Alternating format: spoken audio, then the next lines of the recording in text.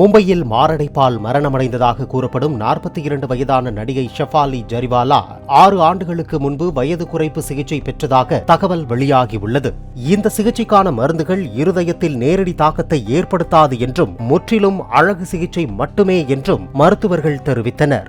அதே சமயம் மரணத்தில் மர்மம் இருப்பதாக புகார் எழுந்ததால் பிரேத பரிசோதனை அறிக்கைக்கு பிறகே உண்மையான காரணம் தெரியவரும் என்று மும்பை போலீசார் தெரிவித்தனர். பிரேத பரிசோதனைக்கு பிறகு உடல் வைக்கப்பட்டுள்ள ஹூப்பர் மருத்துவமனையில் பாதுகாப்புக்காக போலீசார் நிறுத்தப்பட்டுள்ளனர். இதனிடையே தடயவியல் பிரிவு மற்றும் மும்பை போலீசார் ஷெஃபாலி ஜரிவாலாவின் அந்தேரி வீடு மற்றும் கணவர் பிரயாக் தியாகி தொடர்புடைய இடங்களில் சோதனை நடத்தினர்.